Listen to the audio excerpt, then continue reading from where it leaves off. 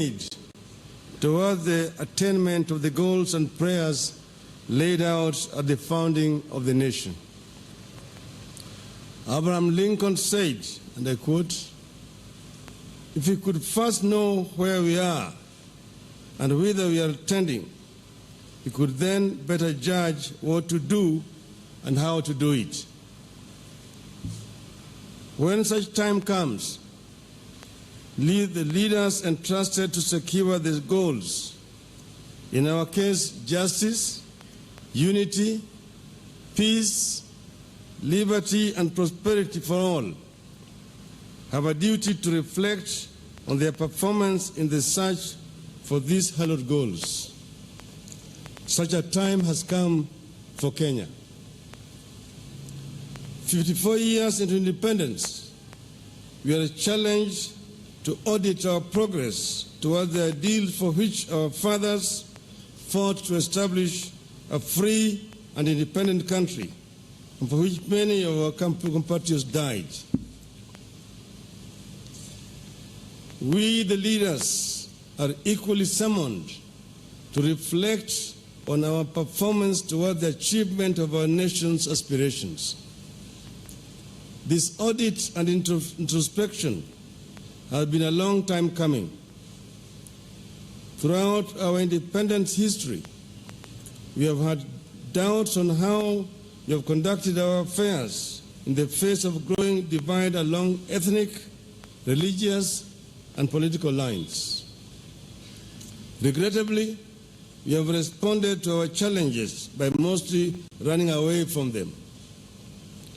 We have moved from year to year, election to election, never pausing to deal with the challenges that our diversity was always going to pose to our efforts to create a prosperous and a united nation.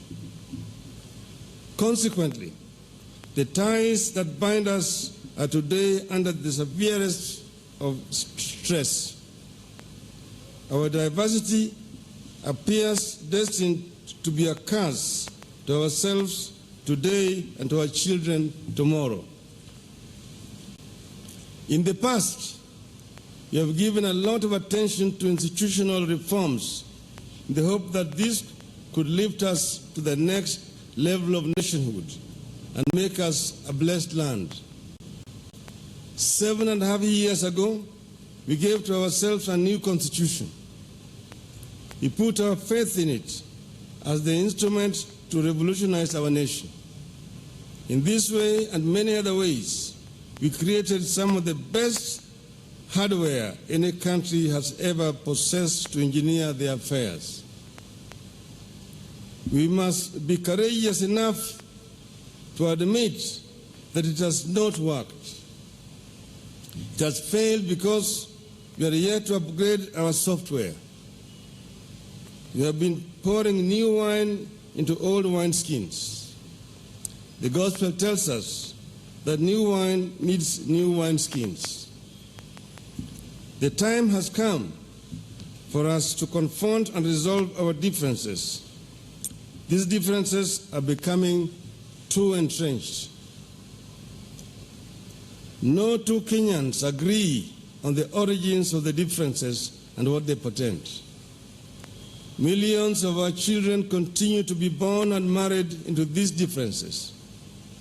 People are dying out of these differences. Many of these differences are already well entrenched in the third generation of Kenyans that are currently leaking into the fourth generation in primary and secondary schools. Yet in many instances, Kenyans cannot remember why and where they disagreed in the first place.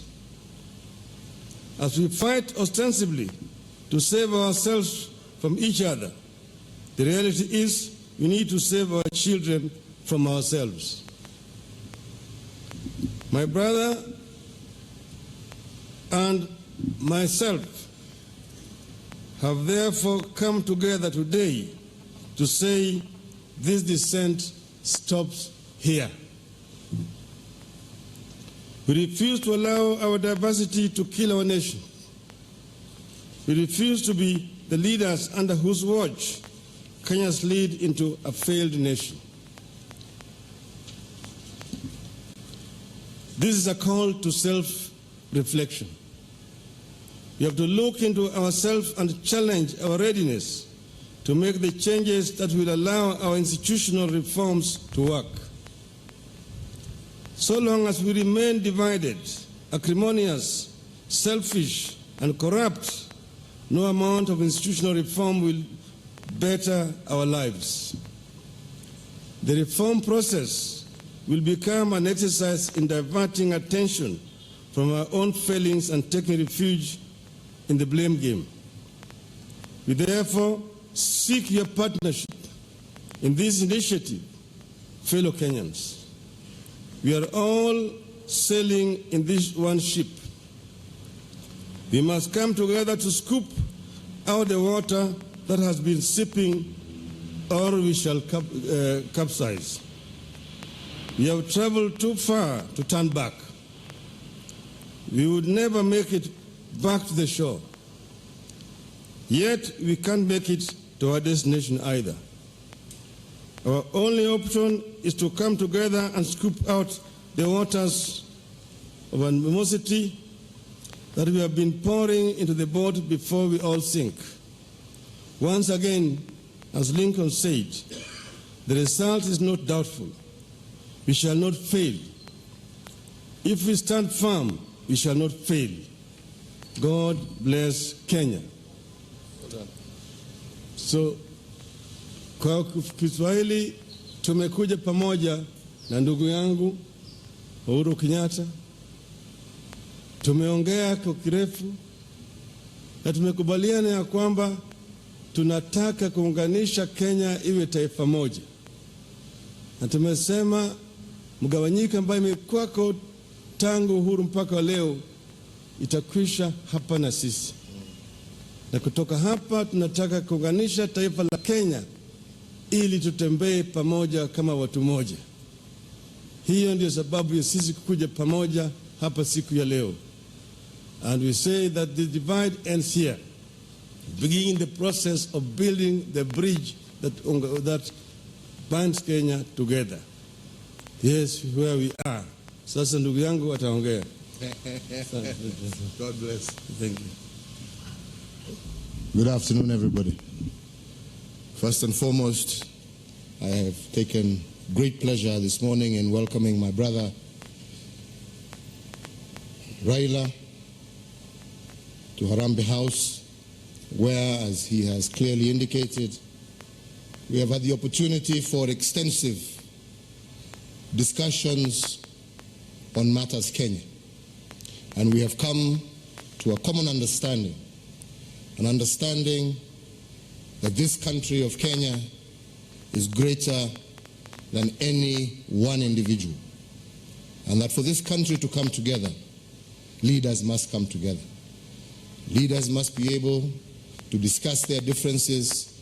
Leaders must be able to discuss freely and openly what ails our country, what is the reason and the cause for the ethnic divisions and frictions that we see across the country, that sometimes lead to even intercommunal conflicts, as we have seen in various parts of our country. We have seen up in Wajir, as we have seen in the borders of West Pokot and Marakwet and many other places. So we have a responsibility as leaders to be able to come together to discuss these issues and to find solutions that will bind our people together, that will unify our country, and that will give us a life cycle that is beyond the 5 years that we have established for ourselves. Elections come and go, but Kenya remains. So as we plan ourselves for the future, our future cannot be dictated by the forthcoming election. Our future must be dictated by the prosperity, stability of our nation and the well-being of our people. Democracy is not, as has often been said, an end in itself. It is just a process by which the will of the people is heard, but the national good, the national interest must always prevail over those elections. And this is what me and my brother have agreed, that starting today, we will begin a process of bringing our people together, that we will begin a process of discussing what ails us and what creates division amongst us. And we look forward to the support of every single leader. We look forward to the support of every single Kenyan, so that we can build together a united, harmonious, stable nation where no individual feels left out or left behind. So to me, this marks a new beginning for our country, a beginning in which we hope that we shall march together as Kenyans, and that we can differ in terms of political alignment, but always remain steadfast and united in matters Kenya. So with those few and brief remarks, a more detailed statement will be given to all of you to be able to read and to understand, that formulates this new beginning that we seek to start. And we thank you for finding time to join us.